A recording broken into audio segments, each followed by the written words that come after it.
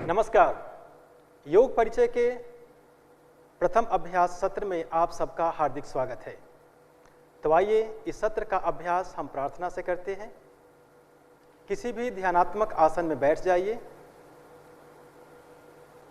दोनों हाथों को नमस्कार मुद्रा में जोड़ेंगे। आंखों को कोमलता से बंद करें। लंबा गहरा धीमा श्वास लें। ओम के उच्चारण के साथ प्रार्थना शुरू करेंगे।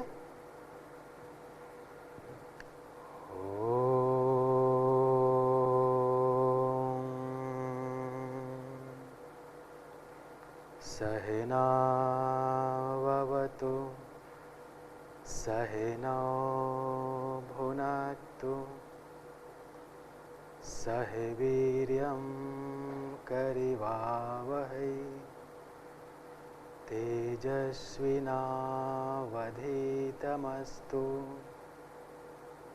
मा विद्विषावहै। ओम शांति शांति शांति है। दोनों हाथों को धीरे से अपनी आंखों से स्पर्श करेंगे और धीरे से अपनी आंखों को खोल लीजिए। पुनः एक बार आप सबका हार्दिक स्वागत है इस प्रथम सत्र में। तो आइए सबसे पहले हम चालन क्रिया की शुरुआत करते हैं। इसके लिए आप अपने स्थान पर खड़े हो जाइए। पैरों में 2 इंच का अंतर करें। आंखों को बंद करें व अपने शरीर को जांचें।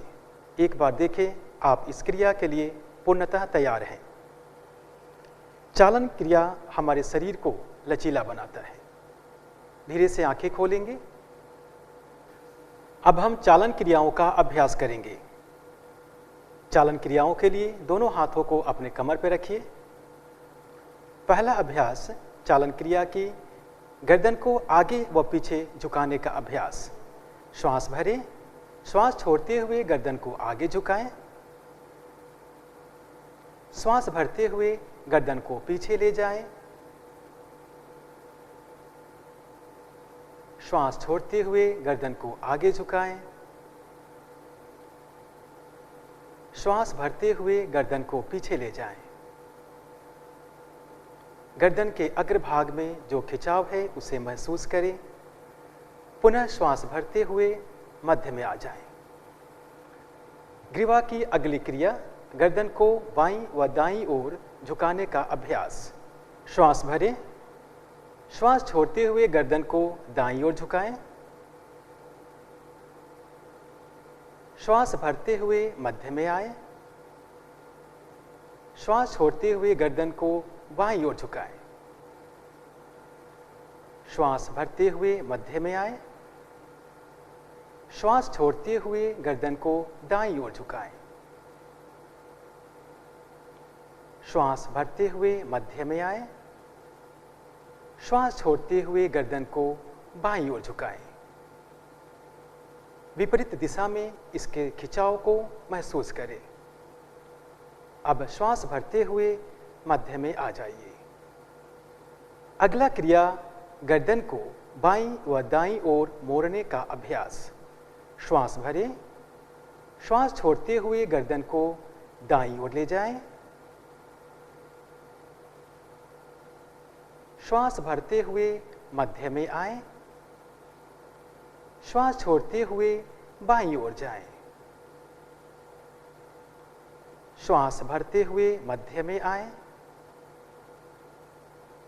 श्वास छोड़ते हुए दाहिने ओर जाएं। श्वास भरते हुए मध्य में आए। श्वास छोड़ते हुए बाईं ओर जाएं। गर्दन में होने वाले खिंचावों को महसूस करें। श्वास भरते हुए मध्य में आ जाएं। अगला क्रिया गर्दन को गोलाकार घुमाने का अभ्यास। श्वास भरें। श्वास छोड़ते हुए ठुड्डी को कंठकूप से लगाएं। श्वास भरते हुए गर्दन को घड़ी की सुई की दिशा में घुमाएं। श्वास छोड़ते हुए पुनः गर्दन को ठुड्डी के पास लाएं। पुनः एक बार इस क्रिया को दोहराएं। तत्पश्चात इसी क्रिया को घड़ी की उल्टी दिशा में 2 बार दोहरा जाए। श्वास भरें, श्वास छोड़ते हुए गर्दन नीचे लाएं। पुनः श्वास भरें, श्वास छोड़ते हुए गर्दन को नीचे ले आएं। अब श्वास भरते हुए मध्य में आएं। श्वास को छोड़ते हुए हाथों को नीचे करें और विश्राम की स्थिति में आ जाएं। आंखों को बंद करें और ग्रीवा की क्रिया का आपके ग्रीवा पर क्या प्रभाव हुआ है उसे महसूस करें। अगला अभ्यास स्कंध संचालन। श्वास भरते हुए दोनों भुजाओं को बगल से उठाइए। हथेलियों बाहर की तरफ रहेंगी। श्वास छोड़ते हुए हाथों को नीचे लाएं। पुनः एक बार इसी क्रिया को दोहराएं। श्वास भरते हुए भुजाओं को बगल से उठाइए, हथेलियां बाहर की तरफ। श्वास छोड़ते हुए भुजाओं को नीचे लाएं। पुनः एक बार इस क्रिया को एक बार और दोहराएं। श्वास भरें, श्वास छोड़ते हुए नीचे सामान्य स्थिति में आ जाएं। अगला अभ्यास स्कंध चक्र। श्वास लेते हुए अपने हाथों को बगल से कंधों की ऊंचाई तक ले जाइए। अपने उंगलियों को अपने कंधों के ऊपर रखिए। अब दोनों कोहनियों को आगे की तरफ मिलाने का प्रयास करें। श्वास भरते हुए दोनों कोहनियों को गोलाकार घुमाएं। श्वास छोड़ते हुए वापस आएं। इसी क्रिया को एक बार और दोहरा जाए। श्वास भरें, श्वास छोड़ें। अब इसी क्रिया को उल्टी दिशा में करें। श्वास छोड़ते हुए पुनः श्वास भरते हुए आगे की तरफ आएं। श्वास छोड़ते हुए और पुनः श्वास भरते हुए आगे आएं और अब हाथों को सामान्य स्थिति में लाएं और विश्राम करें।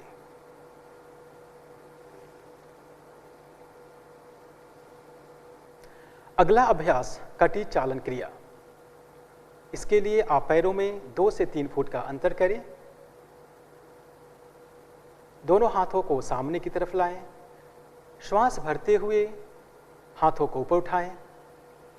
श्वास छोड़ते हुए पीछे की तरफ झुकें। श्वास भरते हुए मध्य में आएं। श्वास छोड़ते हुए आगे की तरफ झुकें। पुनः इस क्रिया को एक बार और दोहराएं। श्वास भरें, श्वास छोड़ते हुए पीछे जाएं। श्वास भरते हुए मध्य में आएं, फिर श्वास छोड़ते हुए आगे झुकें। श्वास भरते हुए वापस आएं। श्वास छोड़ते हुए सामान्य स्थिति में आ जाएं। पैरों को मिलाएं। कटी चालन की अगली क्रिया। दोनों पैरों में कंधों की इतना दूरी बनाएं। हाथों को कंधों के सीध में सामने की ओर उठाइए। हथेलियां आमने सामने होगी। श्वास छोड़ते हुए शरीर को दाईं तरफ घुमाइए। श्वास भरते हुए अपने शरीर को सीधा कीजिए। श्वास छोड़ते हुए शरीर को बाईं तरफ घुमाइए। श्वास भरते हुए अपने शरीर को सीधा कीजिए। पुनः श्वास छोड़ते हुए शरीर को दाईं तरफ घुमाइए। श्वास भरते हुए अपने शरीर को सीधा कीजिए। श्वास छोड़ते हुए शरीर को बाईं तरफ घुमाइए। श्वास भरते हुए मध्य भाग में आएं और अपने हाथों को वापस ले जाइए। आंखें बंद करें और इस क्रिया का जो प्रभाव हुआ उसे महसूस करें। पैरों को मिला लें। अगला अभ्यास चालन क्रिया में घुटना चालन क्रिया का अभ्यास। पुनः पैरों में कंधों के इतना अंतर करें। जिनको घुटने का दर्द है वह इस अभ्यास को सावधानीपूर्वक करें। यह अभ्यास हमारे घुटनों को मजबूत बनाता है और घुटने की मांसपेशियों को दृढ़ता प्रदान करता है। श्वास भरते हुए अपने हाथों को कंधों के स्तर तक सामने लाइए। श्वास छोड़ते हुए अपने घुटनों को मोड़ें और बैठने की स्थिति में आ जाएं। श्वास भरते हुए वापस आइए। श्वास छोड़ते हुए पुनः एक बार इस क्रिया को दोहराएं। श्वास भरते हुए पहले जैसी स्थिति में आ जाएं। श्वास छोड़ते हुए हाथों को नीचे लाएं और विश्राम करें। चालन क्रियाओं के बाद अब हम योगासनों का अभ्यास करेंगे। योगासन की श्रेणी में सबसे पहला अभ्यास ताड़ आसन। जिनको घुटने में दर्द हो कृपया कर एड़ी को ऊपर ना उठाएं। ताड़ आसन के अभ्यास के लिए दाईं तरफ घूम जाएं। पैरों के बीच 2 इंच का अंतर बनाएं। श्वास भरते हुए हाथों को सामने से कंधों के स्तर तक लाएं। श्वास छोड़ते हुए दोनों हाथ की उंगलियों को आपस में फंसाते हुए हथेलियों को उल्टा कर दीजिए। श्वास भरते हुए हाथों को ऊपर ले जाइए। शरीर एक सीध में है, इसका अवलोकन करें, इसे जांचें। पैर से लेकर आपकी उंगली तक, हथेली तक पूरा शरीर एक सीध में होना चाहिए। अब श्वास भरते हुए हाथों को ऊपर ले गए। एड़ियों को उठाते हुए पंजों पर संतुलन बनाइए। सामान्य श्वास प्रश्वास यहां रखेंगे। ताड़ासन यह हमारे शरीर में संतुलन को स्थापित करने में सहायक है। एड़ियों को वापस लाइए। श्वास छोड़ते हुए हाथों को सामान्य स्थिति में ले आइए और विश्राम करें। अगला अभ्यास वृक्षासन। पुनः एक बार बाईं तरफ घूमें। श्वास छोड़ते हुए दाहिने पैर को मोड़िए। दाहिने पैर के तलवों को बाएं पैर की जंघा पर रखने का प्रयास करें। अब श्वास भरते हुए अपने हाथों को ऊपर उठाइए और हथेलियों को नमस्कार मुद्रा में बनाइए।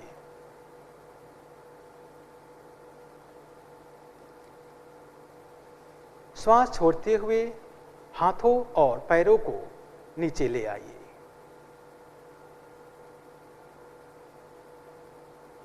अब इसी अभ्यास को दूसरे पैर से करेंगे। अब बाएं पैर को मोड़ते हुए दाहिने पैर की जंघा पर रखिए। श्वास भरते हुए अपने हाथों को ऊपर उठाइए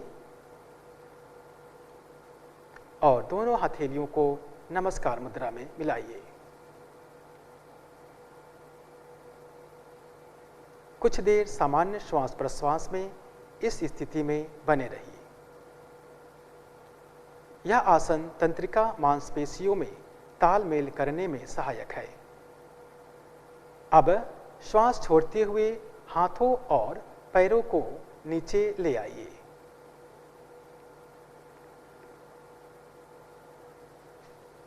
और विश्राम करें।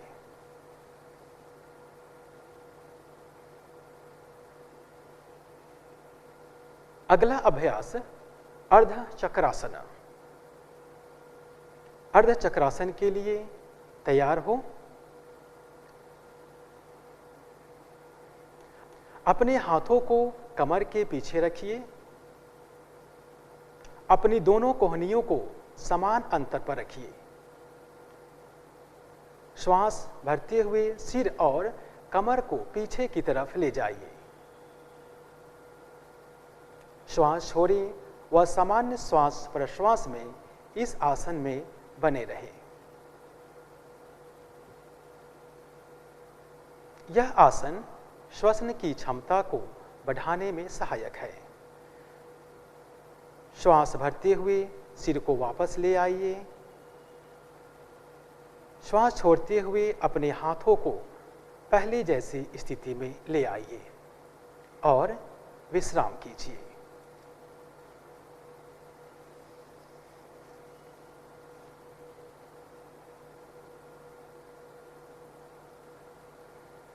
अगला अभ्यास पाद हस्तासन।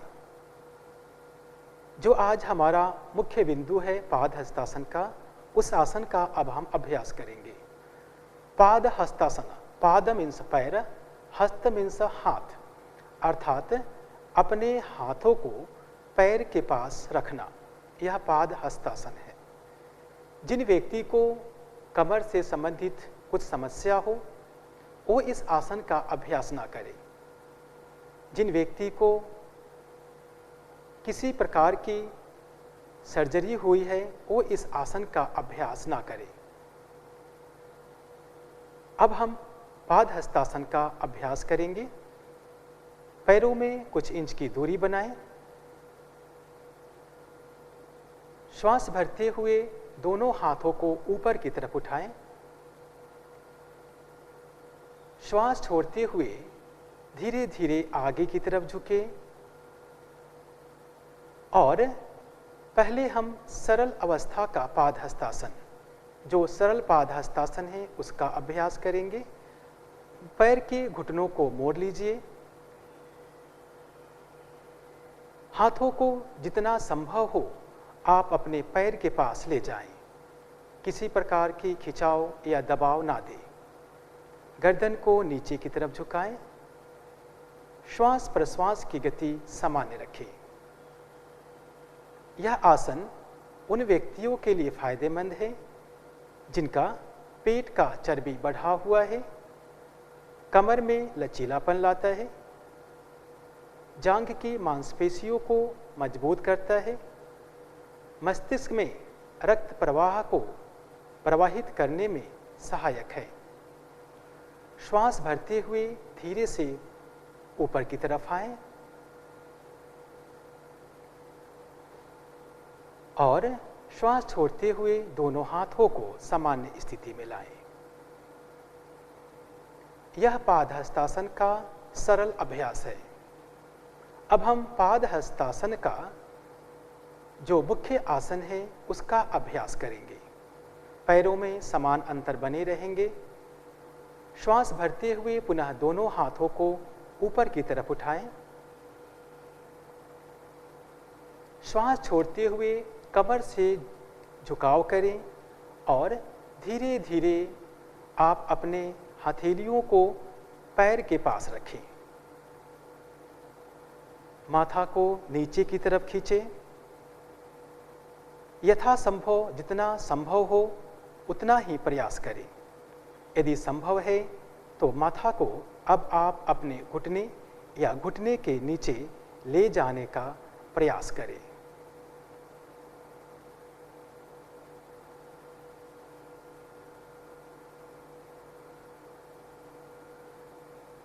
श्वास भरते हुए वापस आएंगे। दोनों हाथों को ऊपर की तरफ खिंचाव दें।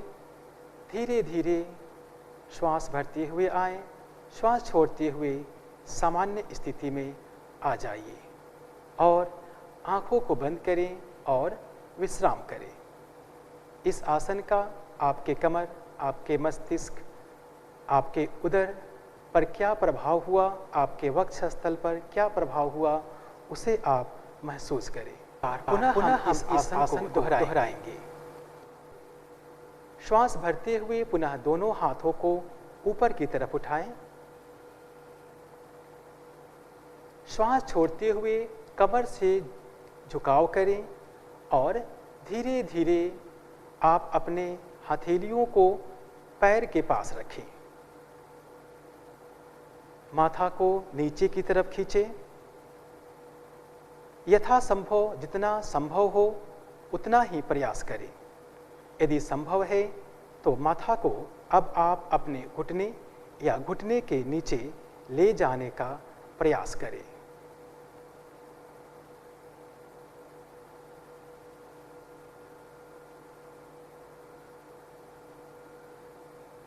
श्वास भरते हुए वापस आएंगे। दोनों हाथों को ऊपर की तरफ खिंचाव दें। धीरे धीरे श्वास भरते हुए आए, श्वास छोड़ते हुए सामान्य स्थिति में आ जाइए और आंखों को बंद करें और विश्राम करें। अब हम बैठने वाले आसनों का अभ्यास करेंगे। बैठकर किए जाने वाले आसनों के अभ्यास के लिए अपने स्थान पर बैठ जाइए। पहला अभ्यास विश्रामासन। दोनों पैरों को सामने की तरफ, दोनों पैरों में अंतर करें। दोनों हाथों को, हथेलियों को कमर के पीछे की तरफ रखिए और श्वास भरते हुए गर्दन को पीछे की तरफ झुका दें। श्वास छोड़ें व सामान्य श्वास प्रश्वास में इस आसन में रुके रहें। यह विश्राम आसन है।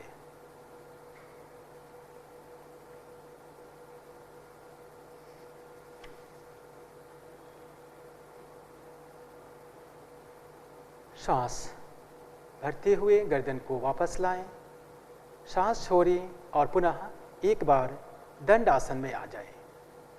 दंड आसन, यह दंड की समान सीध होती है, इसलिए इसका नाम दंड आसन है। कमर और गर्दन को सीधी करें। सामने की तरफ देखते हुए आंखों को बंद कर लीजिए।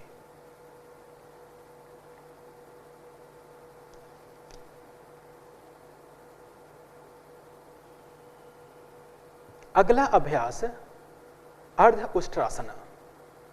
अर्ध उष्ट्रासन के लिए वज्रासन में बैठिए। दाहिने पैर को मोड़िए और दाहिने पैर पर बैठिए। पुनः आप सांस छोड़ते हुए बाएं पैर पर बैठ जाइए। यहाँ पर जांच लें कि आपका कमर गर्दन सीधी है। तत्पश्चात आप अपने दोनों हथेलियों को घुटने पर रखें। यह वज्रासन की स्थिति है। अपने घुटनों पर खड़े हो जाइए।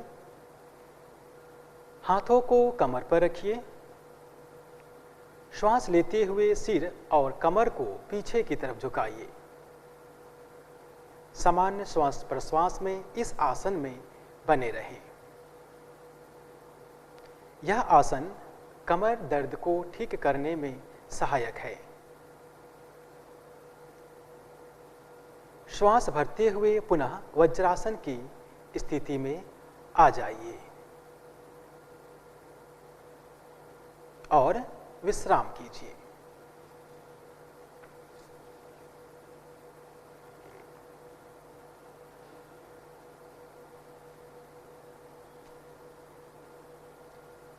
अर्ध उष्ट्रासन के बाद उसका विपरीत आसन के लिए हम तैयार होंगे। अगला अभ्यास शशक आसन। दोनों पैरों में कुछ इंच का अंतर बनाएं। दोनों घुटनों में कुछ इंच का अंतर बनाइए। हथेलियों को घुटनों के बीच में रखिए। श्वास छोड़ते हुए बिना नितंब को उठाए शरीर को आगे की तरफ ले जाइए। छाती और ठुड्डी को जमीन से लगाने का प्रयास करें और अपने श्वास प्रश्वास को सामान्य बनाए रखें। यह आसन तनाव व घबराहट को दूर करने में बहुत ही सहायक है।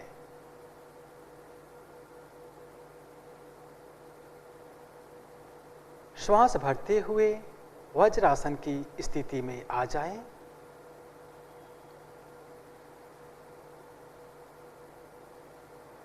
और विश्राम करें।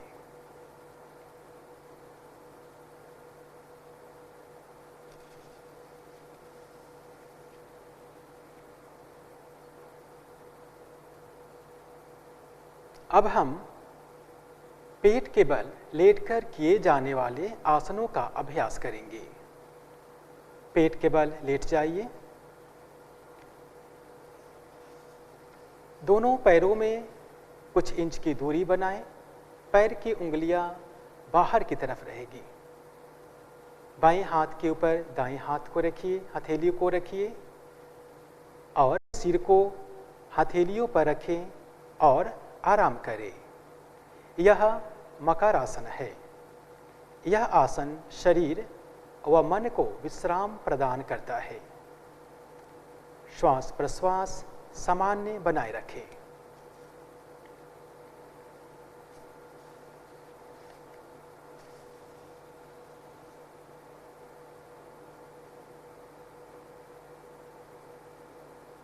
अगला अभ्यास सरल भुजंग आसन।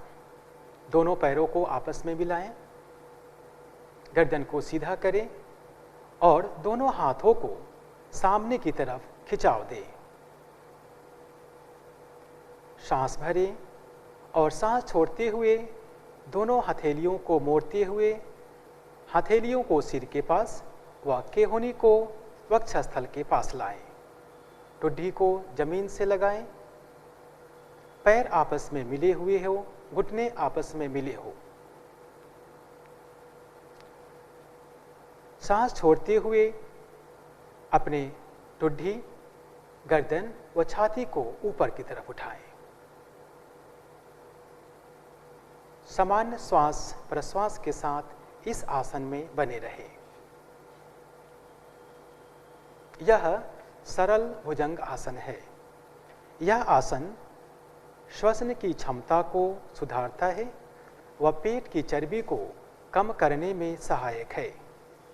साथ ही यह कब्ज में भी राहत देता है।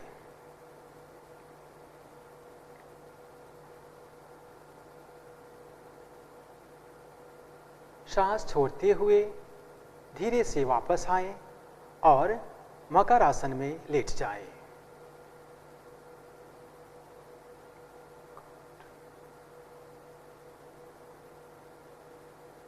अब हम पीठ के बल लेटने वाले आसनों का अभ्यास करेंगे।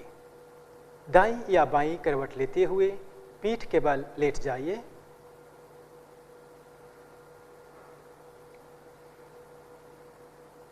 शरीर को सामान्य स्थिति में लाएं। पीठ के बल लेटने वाले आसनों के लिए स्वयं को तैयार करें। अगला अभ्यास पवन मुक्तासन। अपने पैरों को मिलाइए। श्वास भरते हुए दोनों पैरों को 90 डिग्री तक ऊपर उठाएं। श्वास छोड़ते हुए घुटनों को मोड़िए और अपने वक्षस्थल के पास लाइए। अब दोनों हाथ की उंगलियों को आपस में फंसाते हुए अपने टांगों को पकड़ लीजिए।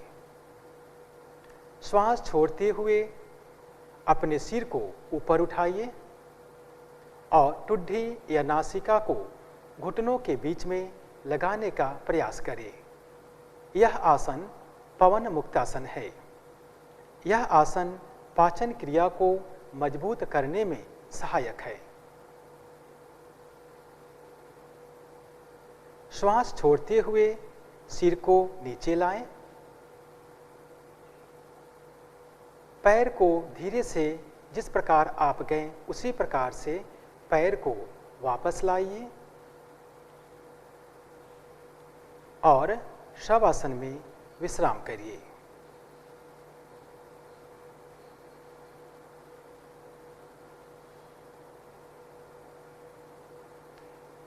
एक बार पुनः हम इस आसन को दोहराएंगे। पैरों को आपस में फिर से मिलाइए। श्वास भरते हुए पैरों को ऊपर की तरफ उठाएं। श्वास छोड़ते हुए घुटनों को मोड़ें और घुटनों को वक्षस्थल के पास लाएं। दोनों हाथ की उंगलियों को आपस में फंसाते हुए अपने टांगों को पकड़ें।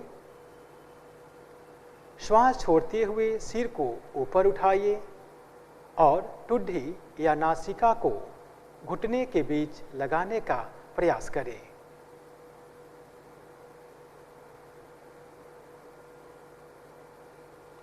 श्वास छोड़ते हुए गर्दन व पैर को नीचे की तरफ लाएं।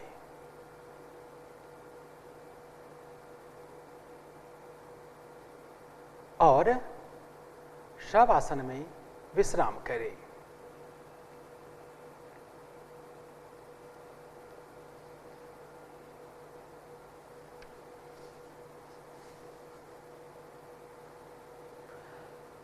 अगला अभ्यास हमारा शवासन है।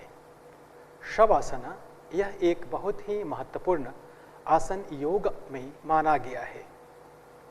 पैरों और हाथों के बीच उचित दूरी बनाएं।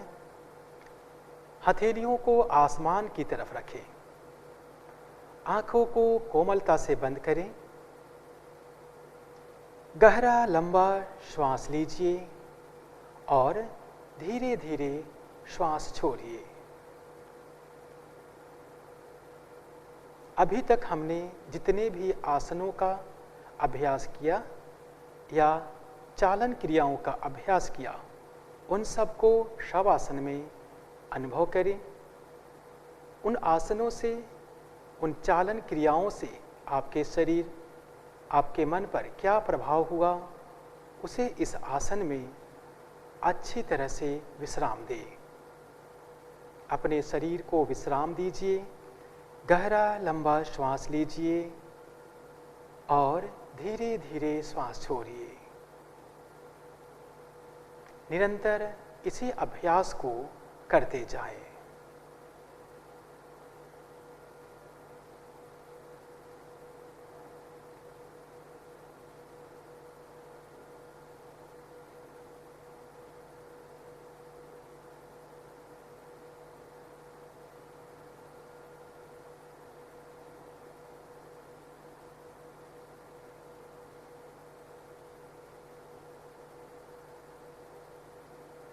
गहरा लंबा श्वास लीजिए। धीरे धीरे श्वास छोड़िए। हर श्वास के साथ अनुभव करें, मैं जब भी श्वास ले रहा हूँ, ले रही हूँ, शरीर व मन में एक ऊर्जा का प्रवाह हो रहा है।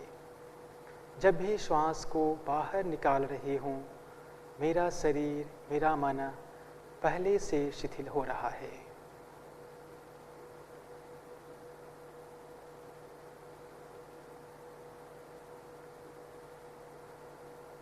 गहरा लंबा श्वास लीजिए। धीरे धीरे श्वास छोड़िए और शरीर के प्रत्येक अंग के प्रति सजगता का भाव रखिए और शरीर को शिथिल होने दीजिए। शरीर के प्रत्येक अंग के प्रति सजगता का भाव रखें और शरीर को शिथिल होने दें।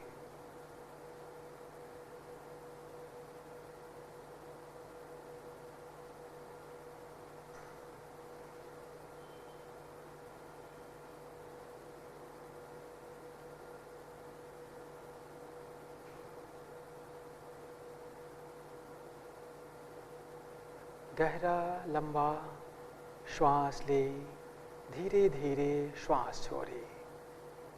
शरीर के प्रत्येक अंग के प्रति सजगता बनाए रखें व शरीर को शिथिल होने दे। यह आसन चिंता व तनाव को दूर करने में सहायक है।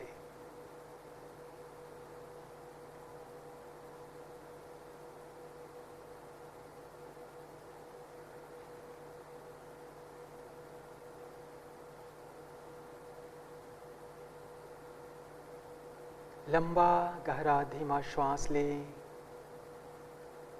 धीरे धीरे श्वास छोड़ें।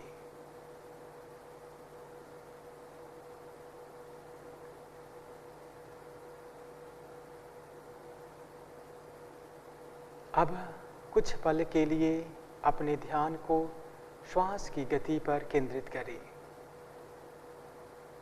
देखें, आपकी श्वास की गति को महसूस करें। पहले से शरीर शिथिल हो गया है, ऐसा अनुभव करें।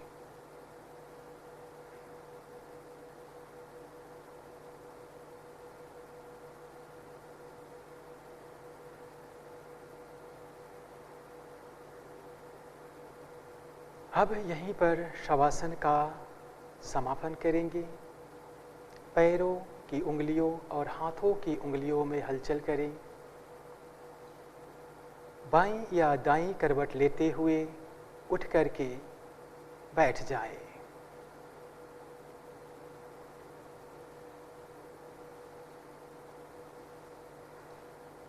किसी भी ध्यानात्मक आसन में आप बैठ जाइए। सुखासन, अर्ध पद्मासन, पद्मासन और वज्रासन। जो आप आसन आराम से बैठ सकते हैं उसी आसन में आप आराम से बैठिए। आंखों को कोमलता से बंद करेंगे। दोनों हाथों को घुटनों पर ज्ञान मुद्रा में रखें। कमर गर्दन सीधी करें। एक बार अपने शरीर को पुनः अवलोकन करें, उसे जांचें, क्या आपका कमर गर्दन सीधी है, हाथ ज्ञान मुद्रा में है, आंखें कोमलता से बंद हैं। अब हम दीर्घ श्वास प्रश्वास का अभ्यास करेंगे। यौगिक गहरा श्वास प्रश्वास। धीरे धीरे दीर्घ श्वास लें और दीर्घ प्रश्वास करें। प्रयास करें हर सांस के प्रति दीर्घता बनी रहे, हर प्रश्वास के प्रति दीर्घता बनी रहे। श्वास और प्रश्वास लेने में किसी प्रकार की जल्दी ना करें। ध्यान रखें आपका श्वास लंबा, गहरा व लयबद्ध होना चाहिए। जब श्वास लें, श्वास भरते समय आपका उदर बाहर की तरफ जाए, आपका वक्ष स्थल में फैलाव हो, कंधे ऊपर की तरफ जाए। पेट, वक्षस्थल व कंधे में एक विस्तार होना चाहिए। और जब आप प्रश्वास करें, श्वास छोड़ें, तब आपके कंधे, वक्षस्थल व उदर प्रदेश में शिथिलता का अनुभव होना चाहिए।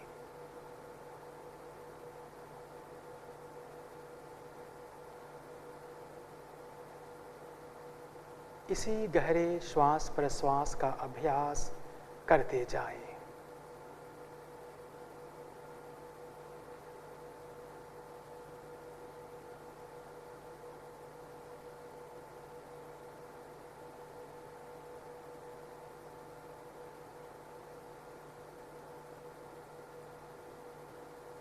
श्वास लंबा, गहरा व लयबद्ध होना चाहिए।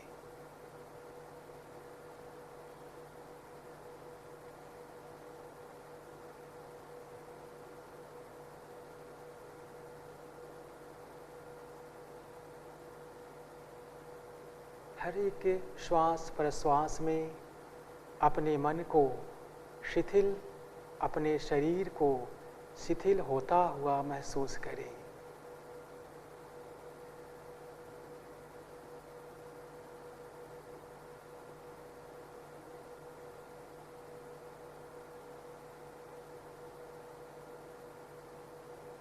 अब दीर्घ श्वास प्रश्वास का यहीं पर समापन करेंगे। बाईं हाथ की ज्ञान मुद्रा को बने रहने दें, इसी अवस्था में रहेंगे। और अब हम नाड़ी शोधन अनुलोम विलोम प्राणायाम का अभ्यास करेंगे। दाहिने हाथ की नासाग्र मुद्रा प्राणायाम मुद्रा बनाएं। दाहिने हाथ के अंगूठे से दाहिने नासारंध्र को बंद करें। बाएं नासारंध्र से श्वास को पहले बाहर निकालें। पुनः बाईं नासारंध्र से श्वास भरें। बाईं नासारंध्र को बंद करें व दाईं नासारंध्र से धीरे धीरे प्रश्वास करें। पुनः दाईं नासारंध्र से ही श्वास लें। दाएं नासारंध्र को बंद करें व बाएं नासारंध्र से प्रश्वास करें। यह एक चक्र अनुलोम विलोम प्राणायाम का हुआ। ऐसे 5 चक्रों का अभ्यास करेंगे। ध्यान रखें, सांस लयबद्ध हो, सांस में किसी प्रकार का झटका ना दे, गहरा श्वास हो, लयबद्ध हो। इसी अनुलोम विलोम प्राणायाम का 5 चक्र अभ्यास करते जाएं।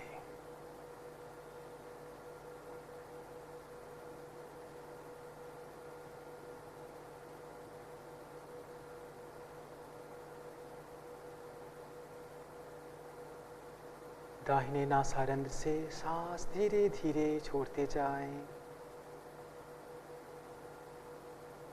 पुनः दाहिने नासारंध्र से ही श्वास भरें और बाएं नासिकारंध्र से प्रश्वास करते जाएं।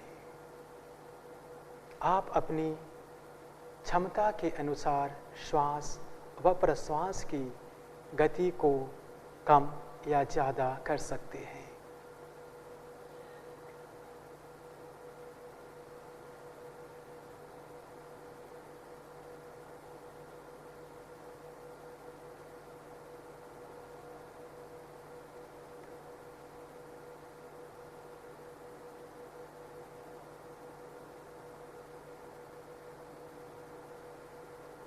नाड़ी शोधन प्राणायाम यह हमारे मस्तिष्क के लिए बहुत ही महत्वपूर्ण प्राणायाम है।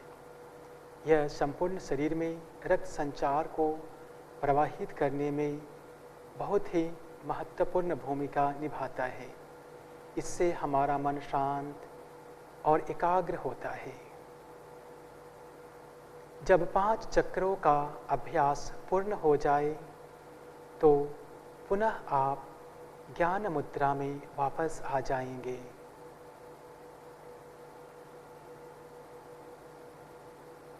इस प्राणायाम का प्रभाव जो आपके मन मस्तिष्क में हुआ उसे अनुभव करें। मन पहले से कितना शांत, कितना एकाग्र हुआ उसे महसूस करें। इस प्राणायाम के बाद अब हम ध्यान का अभ्यास करेंगे। ध्यान योग की एक बहुत ही महत्वपूर्ण अंग है। ध्यान के बिना योग साधना संपूर्ण नहीं हो सकता। ध्यान के अभ्यास के लिए आप ज्ञान मुद्रा अथवा ध्यान मुद्रा का धारण कर सकते हैं। कमर गर्दन सीधी है, इस बात को पुनः एक बार जांच लें, क्योंकि ध्यान के अभ्यास के क्रम में आपको शरीर में किसी प्रकार की हलचल नहीं करना है।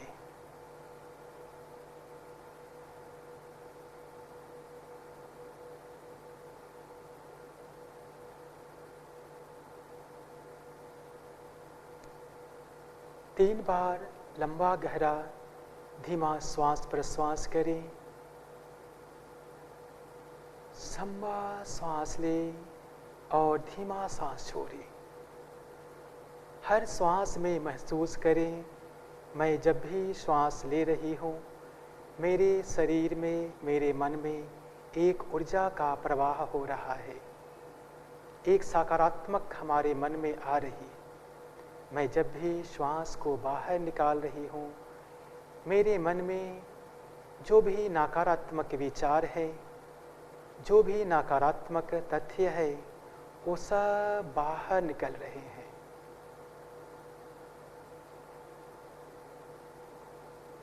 तीन बार श्वास प्रश्वास के बाद अब ध्यान को केंद्रित करें अपनी आज्ञा चक्र पर। दोनों भावों के बीच आप अपनी ध्यान को केंद्रित करें। आंखें बंद करें और ध्यान में लीन हो जाएं। ध्यान में लीन हो जाएं। श्वास प्रश्वास की गति धीमी हो चुकी है। ऐसा लग रहा है कि श्वास प्रश्वास करने की आवश्यकता नहीं है। पूरा ध्यान अपनी आज्ञा चक्र में केंद्रित करते हुए ध्यान में लीन व तटस्थ हो जाए। यदि संभव हो तो आप थोड़ा सा गर्दन को ऊपर की तरफ उठा सकती हैं, अथवा यदि आप इसी स्थिति में अच्छा महसूस कर रही हैं तो इसी स्थिति में ही ध्यान का अभ्यास करें।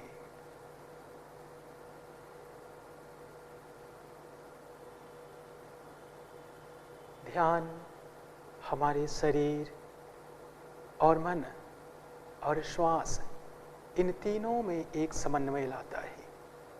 शरीर जब स्थिर हो जाता है, मन शांत होता है और श्वास प्रश्वास की गति धीमी हो जाती है। मन एकाग्र और शांत हो जाता है।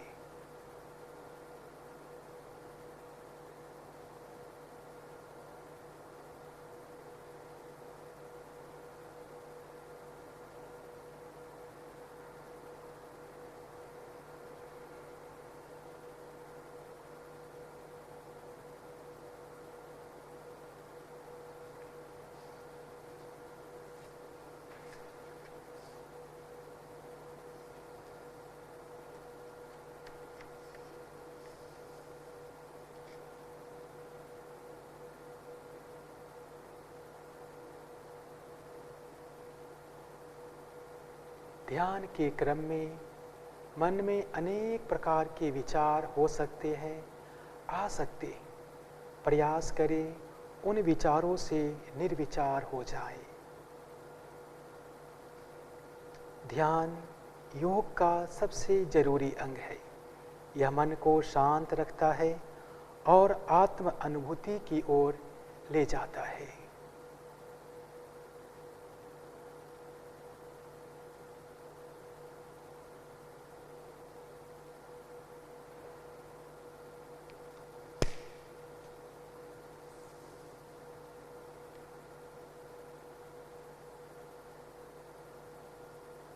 अब सामान्य श्वास प्रश्वास पर ध्यान को केंद्रित कीजिए और मन ही मन संकल्प धारण कीजिए। हमें अपने मन को हमेशा संतुलित रखना है। इसमें ही हमारा आत्मविकास समाया है। मैं स्वयं के प्रति, कुटुंब के प्रति, कार्य, समाज और विश्व के प्रति शांति, आनंद और स्वास्थ्य के प्रचार के लिए वचनबद्ध हूँ। मैं मानव मूल्यों का पालन करने के लिए प्रतिबद्ध हूँ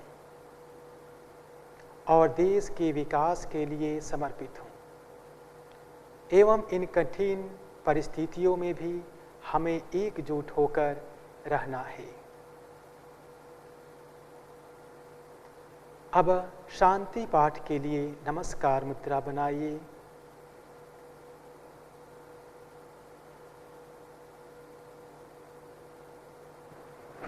आंखें बंद रहेंगी। लंबा गहरा धीमा श्वास ले। एक ओम उच्चारण के साथ शांति पाठ।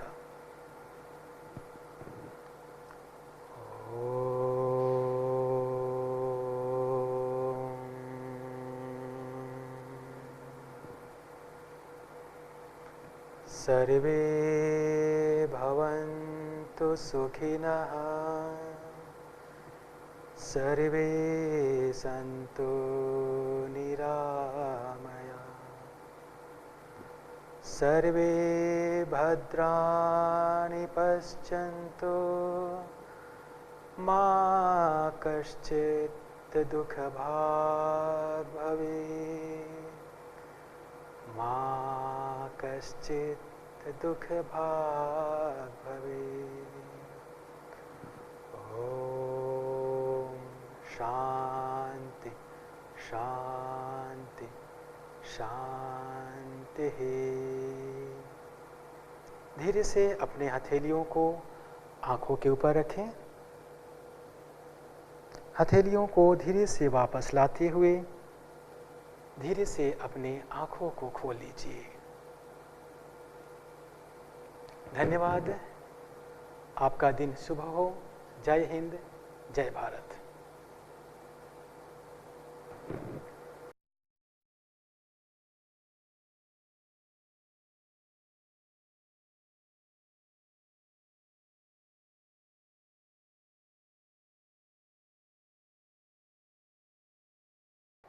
योग परिचय कार्यक्रम के प्रथम दिवस के व्याख्यान सत्र में आप सभी का स्वागत है।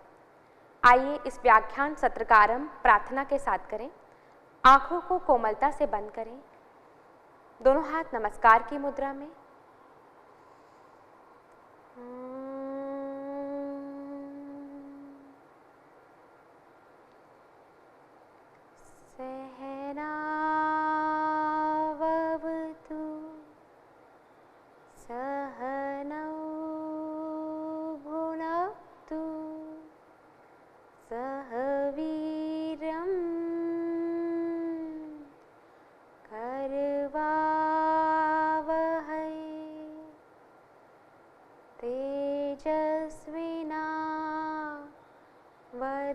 वधितमस्तु मा विद्विषावहै। ॐ शान्तिः शान्तिः शान्तिः।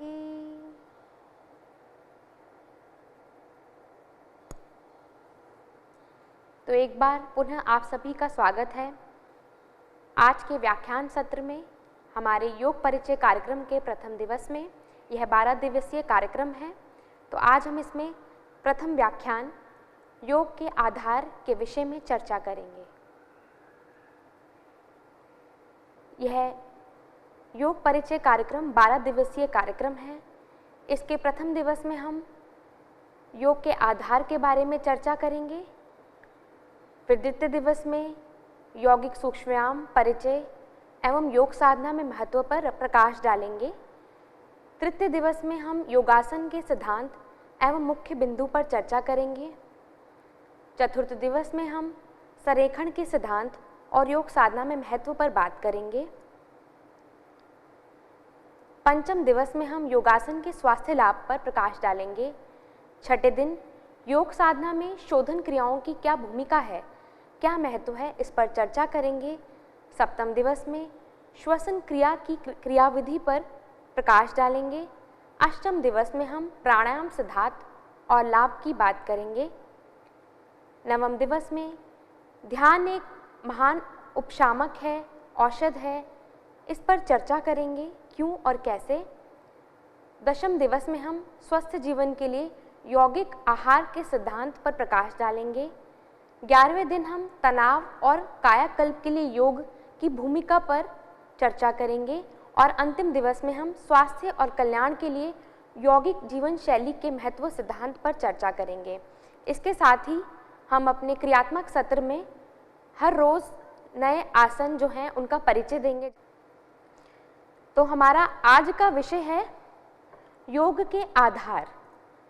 जैसा कि आप सभी लोग जानते हैं, कुछ लोग समझते हैं कि योग केवल आसन है, कुछ लोग सोचते हैं योग केवल प्राणायाम है और कुछ लोग सोचते हैं योग केवल ध्यान है। तो योग क्या है? योग अनिवार्य रूप से आध्यात्मिक विज्ञान है। ये आध्यात्म की ओर हमें ले जाता है।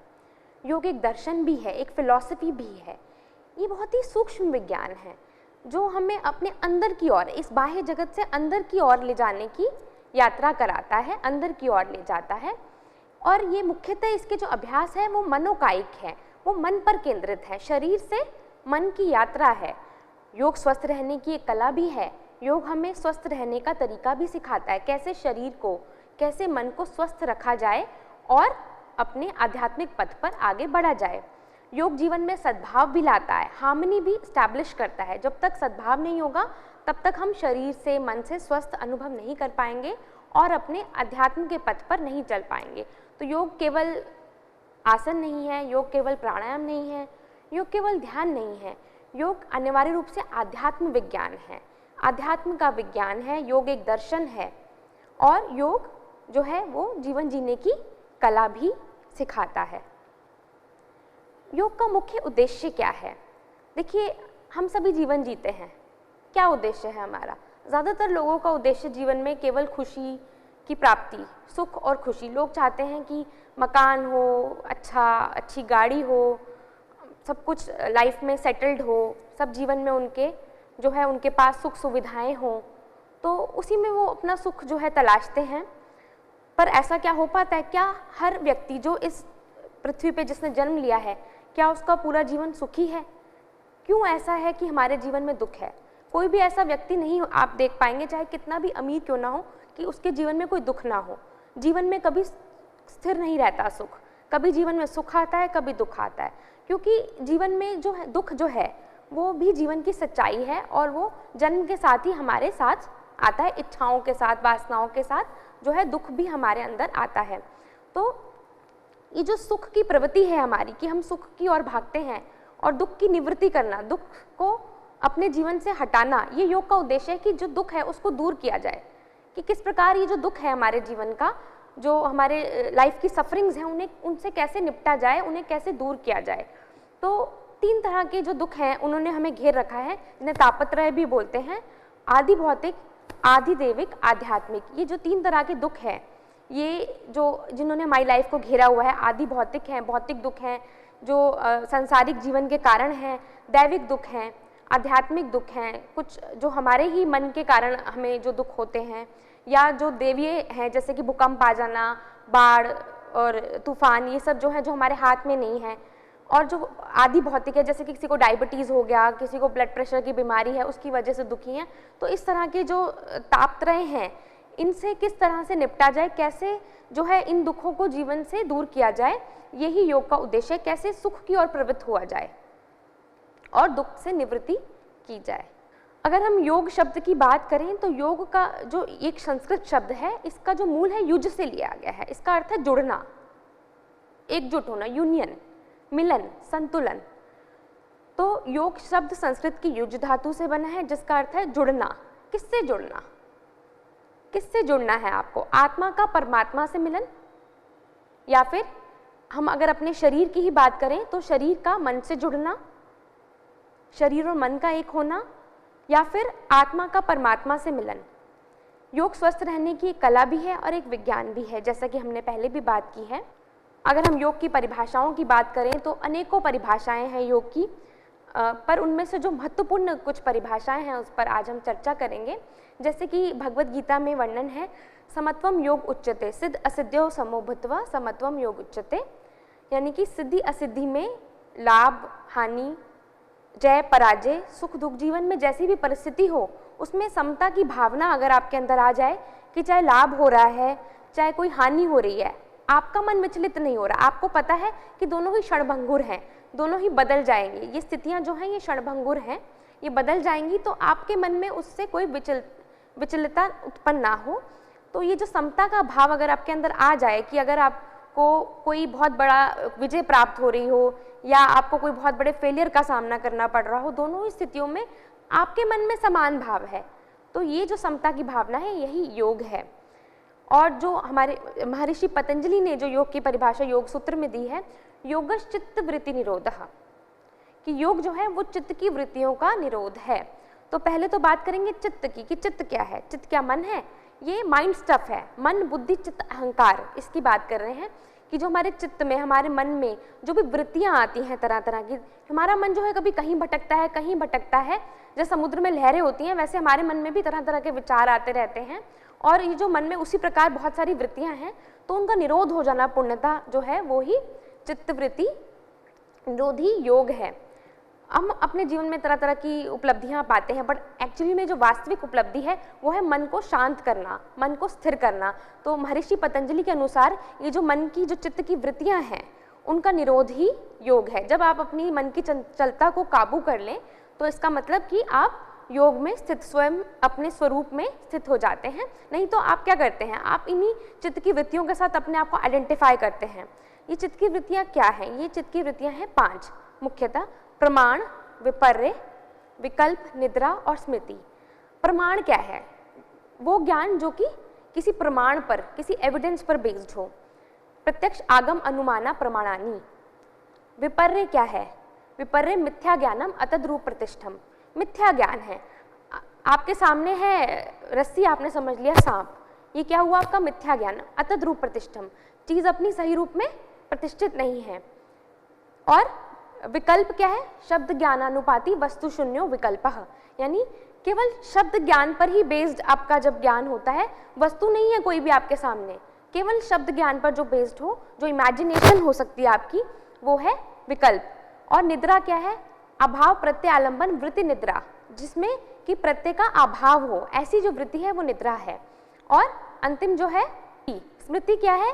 जो आपने पहले अनुभूत किए थे, जो आपने पहले अनुभव किया हो, उसकी स्मृति आपके अंदर बनी रहे, वो आपके अंदर बना रहे, ये जो है वृत्ति स्मृति है।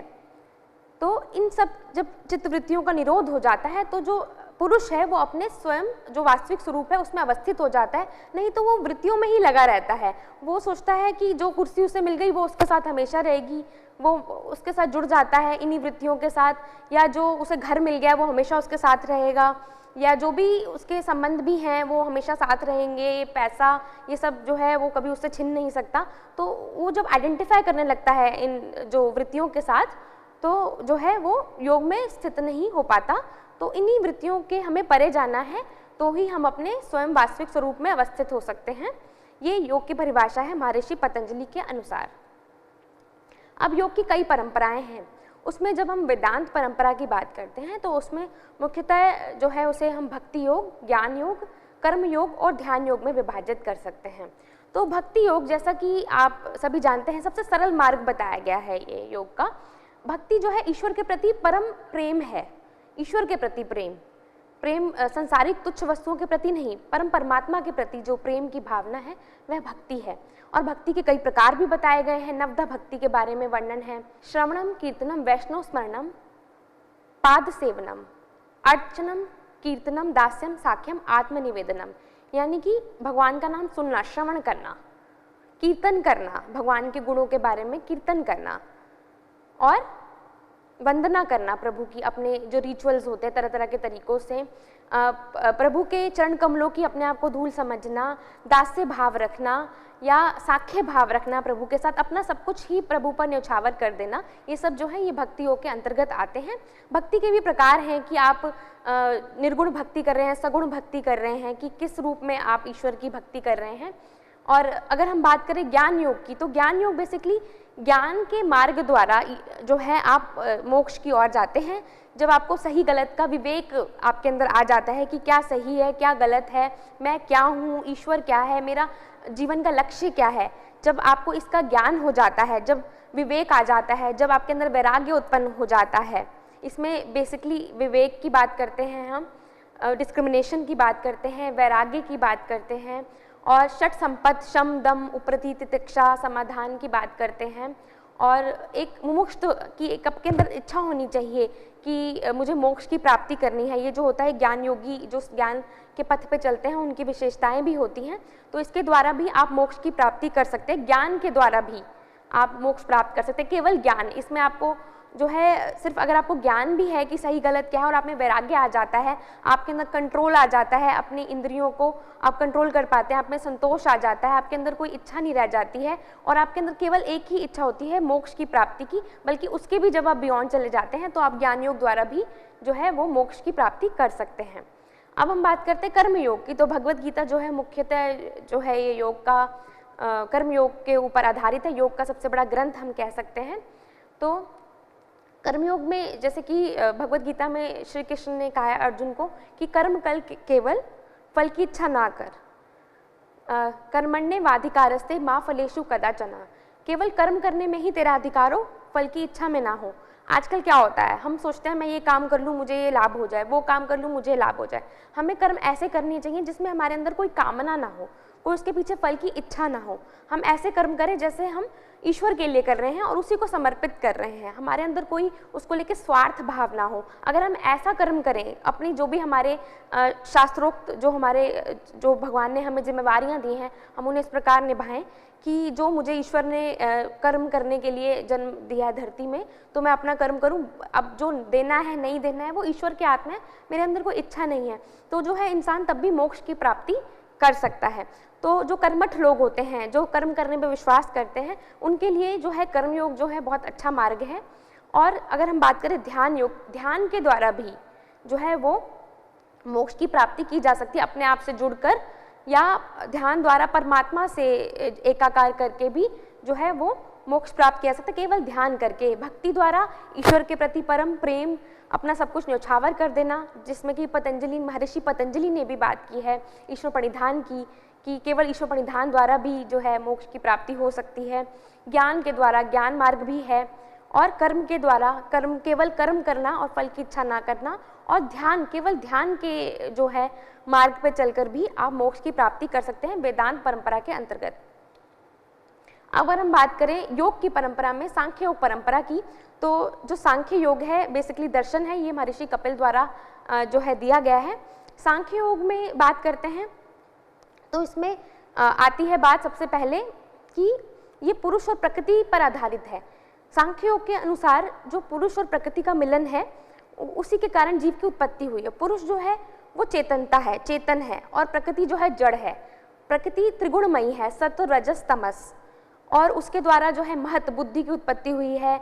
फिर उसके बाद सात्विक राजसिक तामसिक में उसमें आते हैं हमारे कर्मेंद्रियां, ज्ञानेंद्रियां, उनकी उत्पत्ति हुई। इस प्रकार इवोल्यूशन हुई, और इसके जो 25 तत्व हैं वही उसी पर हमारा जो है पतंजल योग भी आधारित है, क्योंकि पतंजल योग में भी जब पुरुष प्रकृति से अलग हो जाता है, जब उसको पता लग जाता है कि मैं प्रकृति से भिन्न हूँ, अलग हूँ, तो ही वह अपने स्वयं रूप में अवस्थित होता है, वास्तविक रूप को पहचान पाता है। उससे पहले नहीं पहचान पाता, उससे पहले वो प्रकृति के साथ ही लीन रहता है, पर इतना आसान नहीं है। इसके लिए भी तो पतंजल योग सूत्र में जो है मोक्ष प्राप्ति के कई मार्ग बताए गए हैं, जैसे कि अभ्यास वैराग्य भ्याम तन्निरोधः, क्रिया योग तप स्वाध्याय ईश्वर प्रणिधान, और केवल जो है अगर हम बात करें तो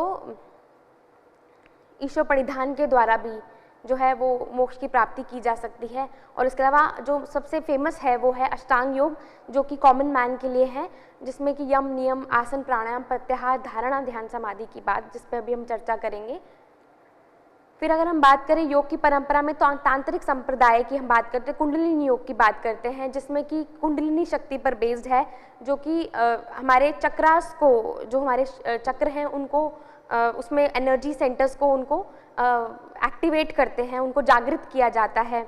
और शिव और शक्ति के मिलन की बात करते हैं। हम हठ योग की बात करें, जो आजकल के समय में सबसे ज़्यादा प्रचलित है हठ योग की क्रियाएं, तो कुछ लोग समझते हैं हठ का अर्थ है ज़बरदस्ती करना, जिसको ज़बरदस्ती किया जाए वो हठ योग है। नहीं, ऐसा बिल्कुल भी नहीं है। हठ का अर्थ है ह और ठ से, जैसे कि ये बना है सूर्य और चंद्र नाड़ी का मिलन, बेसिकली जो है हठ योग है। और केवल जो हठ योग, जो राजयोग ही जो है वो हठ योग का उद्देश्य है। राजयोग तक पहुंचना ही जो है हठ योग का उद्देश्य है। इसमें शुद्ध क्रियाओं का बहुत महत्व है।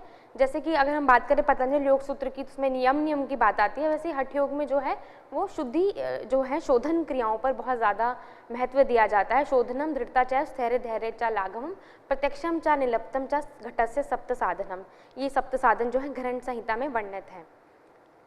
अगर हम योग की अवैदिक परंपराओं के बारे में बात करें, तो उसमें जैन योग और बौद्ध योग की बात आती है। अगर हम बुद्धिज़्म या बौद्ध योग पे बात करें, तो बुद्धिज़्म में 4 आर्य सत्य के बारे में बात की गई है कि संसार में दुख है पहले तो, और दुख का कारण भी है। अगर दुख है तो दुख का कोई ना कोई, हर जो चीज़ होती है उसके पीछे कुछ ना कुछ कारण होता है।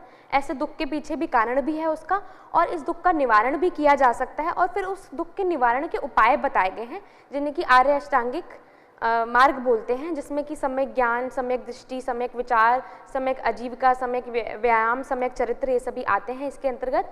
और हम जैन योग की बात करें, तो जैन योग में सप्तभंगी सिद्धांत दिए गए हैं कि किसी वस्तु के गुण धर्म को जानने का प्रयास किया गया है, कि जो सत्य है वो केवल वाइट एंड ग्रे नहीं है कि सत्य है या सत्य, उसको भी कई एंगल से आप देख सकते हैं। फिर अगर हम बात करें योग में, तो तैत्तिरीय उपनिषद में माना गया है कि जो हमारा शरीर है ये केवल ये भौतिक शरीर नहीं है, ये इसको हम 3 भागों में विभाजित कर सकते हैं, जिसमें कि हमारा स्थूल शरीर आता है, फिर सूक्ष्म शरीर और कारण शरीर आता है।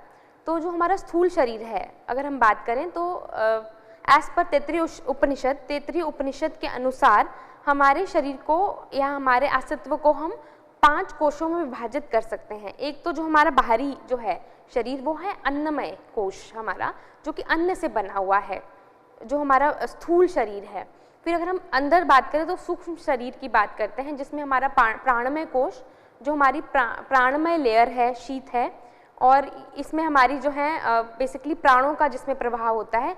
फिर हमें हमारा मनोमय कोश है हमारा एक, ये भी हमारे अस्तित्व की एक परत है कि जिसमें हमारे सारे भावनाएं, विचार इसके अंतर्गत आते हैं। हमारा विज्ञानमय कोश इसके बाद आता है, जो कि हमारी इंटेलेक्ट, बौद्धिक जो है हमारी परत है। और फिर हमारा कारण शरीर आता है, जो कि हमारा आनंदमय कोश है, जो हमें ब्लिस की तरफ, आनंद की तरफ ले जाता है, जो हमारा सबसे इनर मोस्ट, सबसे अंदरूनी कोश जो है हमारा, वो आनंदमय है।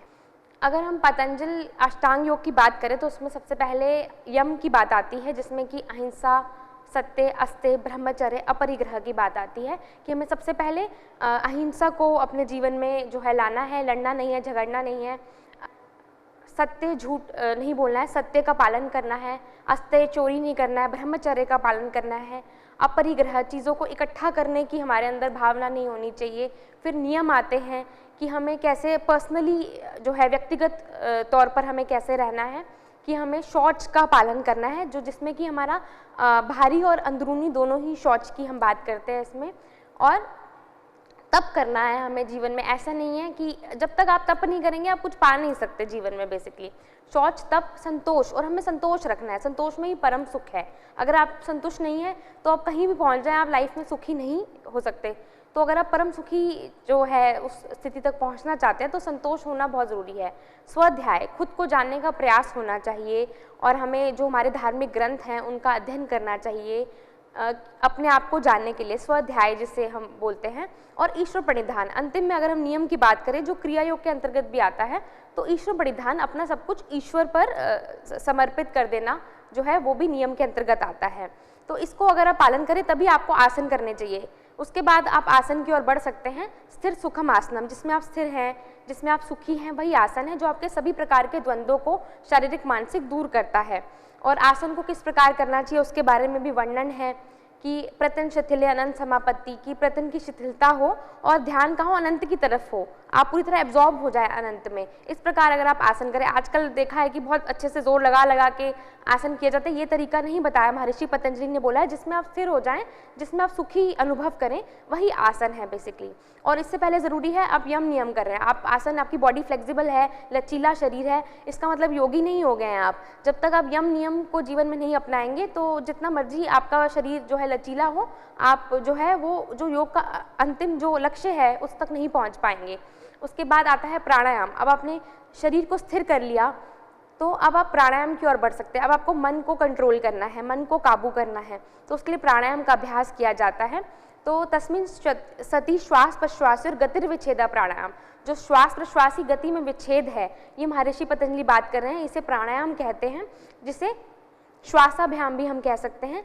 उसमें फिर उन्होंने बाह्य अभ्यंतर स्तंभ वृत्ति, इस तरह से चतुर्थ विक्षाशेपी, उसके बारे में बात की है।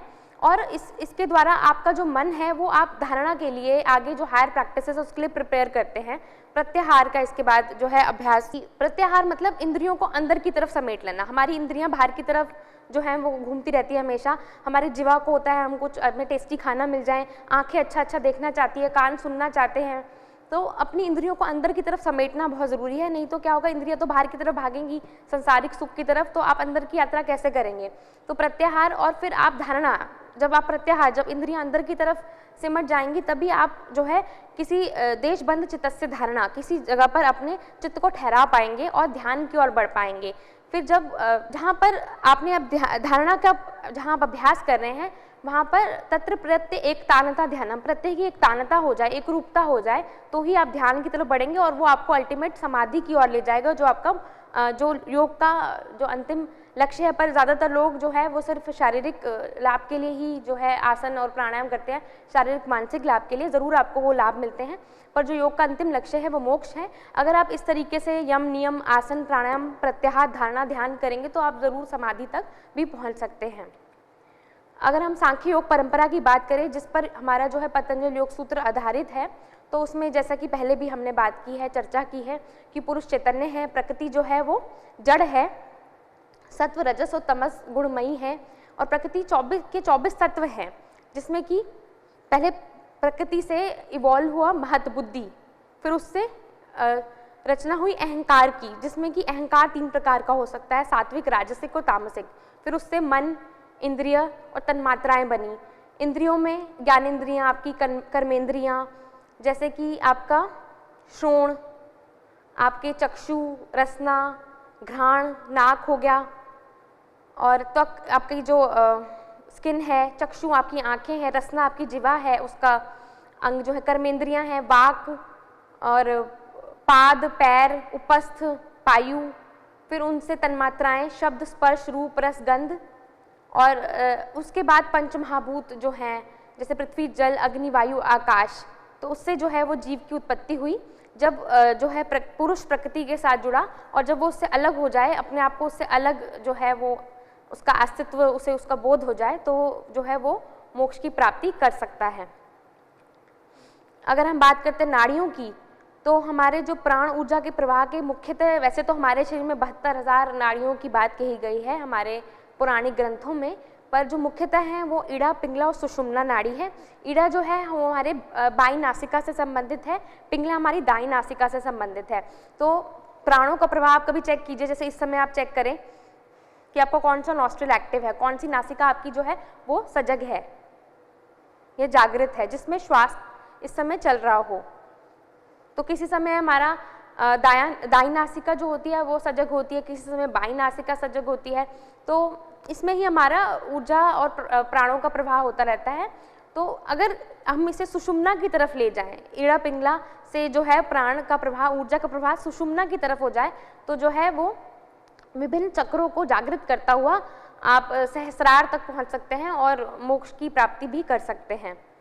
तो योग की जब हम बात करते हैं, तो योग जो है उसमें शरीर पर, आप मन पर, भावों पर, ऊर्जा पर, सब पर कार्य करते हैं। सिर्फ शरीर पे ही नहीं करते हैं, आप मन पे भी कार्य करते हैं, आप भावनाओं को भी शुद्ध करते हैं, आपकी ऊर्जा में भी रूपांतरण आता है। और अगर हम योग का वर्गीकरण करें, तो जो कर्म योगी है तो वो अपने शरीर को उपयोग करता है, शरीर के द्वारा कर्म करता है। ज्ञान योगी जो है वो अपने दिमाग का जो है मस्तिष्क का उपयोग करता है, उसके द्वारा ज्ञान की प्राप्ति करता है और मोक्ष की ओर अग्रसर होता है। अगर हम भक्ति योगी की बात करें, तो भक्ति योगी को सिर्फ उसकी भावनाएं शुद्ध होनी चाहिए, उसके अंदर ईश्वर के प्रति प्रेम होना चाहिए। उसमें जो एक भक्त का वैराग्य है वो ज्ञान पर जो है निर्भर नहीं है, उसे किसी चीज़ से लेना देना नहीं है संसार की, उसका सिर्फ पूरा ध्यान जो है वो ईश्वर की तरफ है, और उसने अपना सब कुछ, अपने जीवन को निछावर जो है ईश्वर पर ही कर दिया है। तो ये भावनाओं का इसमें जो है इमोशंस का उपयोग होता है। और क्रिया योगी जो है वो अपनी ऊर्जा का सही उपयोग करता है, ऊर्जा को उपयोग करता है, और हायर जो है प्रैक्टिसेस जो है वो की जाती। योग जो है वो उसको स्वास्थ्य और कल्याण के लिए भी किया जाता है, और सभी प्रकार के योग साधनाओं के लिए कुछ पूर्वापेक्षाएं हैं। ऐसा नहीं है कि आप सीधा ही आसन कर लें या प्राणायाम करें या ध्यान करें, आपको पहले यम नियम का भी पालन करना होता है, और आपको युक्ताहार, आपका मिताहार, आपका आहार जो है मॉडरेट होना चाहिए, सही मात्रा में होना चाहिए। आपको मिताहार का पालन करना चाहिए, आपका भोजन कैसा हो, सुस्निग्ध हो, मधुर हो, और आपको पेट को पूरा नहीं भरना है, और आपको भोजन इस प्रकार करना है जैसे भगवान शिव को अर्पित करते हैं, और आपको युक्त कर्म जो हैं वो करने हैं, आपको सही कर्म करने हैं, निष्काम कर्म करना है। तो ये जो है बहुत ज़रूरी है। अगर आप स्वास्थ्य चाहते हैं, अगर आप कल्याण चाहते हैं, तो आपको इस प्रकार योग साधना करनी है। और योग का अभ्यास किस प्रकार करना चाहिए? योग में शोधन क्रियाएं जो हैं जिसकी हम बात करते आती हैं, जिसमें हम अपना आहार संशोधन की भी हम बात करते हैं, आहार को भी हम बदलते हैं, उसको सही करते हैं, और आसनों द्वारा हम शारीरिक संशोधन करते हैं, प्राणायाम द्वारा हम श्वास पर काम करते हैं, श्वास संशोधन करते हैं, और हमें विश्राम की भी आवश्यकता होती है। हम एकाग्रता, धारणा, ध्यान, और फिर अपने व्यवहार को भी हमें संशोधन करना होता है। सिर्फ यही नहीं है कि आप आहार पे काम करेंगे या शरीर पे काम करेंगे, आपको ज़रूरी है विश्राम करना भी और ध्यान का अभ्यास भी करेंगे, और अपने व्यवहार पर भी, जो दैनिक जीवन में आप अपने आसपास के लोगों के साथ किस प्रकार व्यवहार कर रहे हैं उसको भी हम संशोधित करते हैं। चित्त प्रसादन के उपाय जो हैं उन्हें उनको पालन करते हैं कि जो सुखी है उसके साथ मैत्री, दुखी के साथ करुणा का भाव, और जो अच्छा कर्म करे उसे देख के मुदिता का भाव, और जो बुरे लोग हैं उनके साथ उपेक्षा का भाव जो है रखना चाहिए। तो इस प्रकार अगर आप करें तो आप स्वास्थ्य और कल्याण को भी प्राप्त कर सकते हैं। फिर योग कैसे कार्य करता है? योग की जो विभिन्न क्रियाएं हैं, आसन है, प्राणायाम है, ध्यान है, वो हमारी अंतःस्रावी ग्रंथियों के स्राव को, तंत्रिका तंत्र को संतुलित करते हैं और मन और शरीर को संयमित करते हैं। मन और शरीर को संयमित करते हैं, हमें शांति, शिथिलता और आनंद की प्राप्ति कराते हैं, जिससे कि हमारे अंदर स्वास्थ्य और सद्भाव की प्राप्ति होती है। तो योग हमें तनाव प्रबंधन में भी मदद करता है, चयापचय संतुलित करता है, गुणवत्ता भरी निद्रा प्रदान करता है, मन और शरीर में सामंजस्य प्रदान करता है, हमारे सकारात्मक स्वास्थ्य और कल्याण की प्राप्ति जो है वो प्रदान करता है। तो आज हमने जाना कि योग क्या है, योग शब्द का क्या अर्थ है, योग की परिभाषाएं क्या है, योग के मूलभूत आधार क्या हैं, योग के परंपराओं, वैदिक परंपराओं में योग किस प्रकार है, अवैदिक परंपराएं क्या है योग की, और हमारे पतंजल योग सूत्र में के अनुसार योग क्या है, और विभिन्न उपाय क्या हैं योग के, जो अंतिम लक्ष्य या हमारे जीवन के हम बात करें लक्ष्य की प्राप्ति के, जो कि योग में दिए गए हैं, और किस प्रकार योग से हम उस लक्ष्य तक पहुंच सकते हैं और इसके अलावा स्वास्थ्य और कल्याण को भी प्राप्त कर सकते हैं। तो आज के लिए इतना ही, अंत करेंगे इस व्याख्यान सत्र का। दोनों हाथ नमस्कार की मुद्रा में, आंखों को बंद।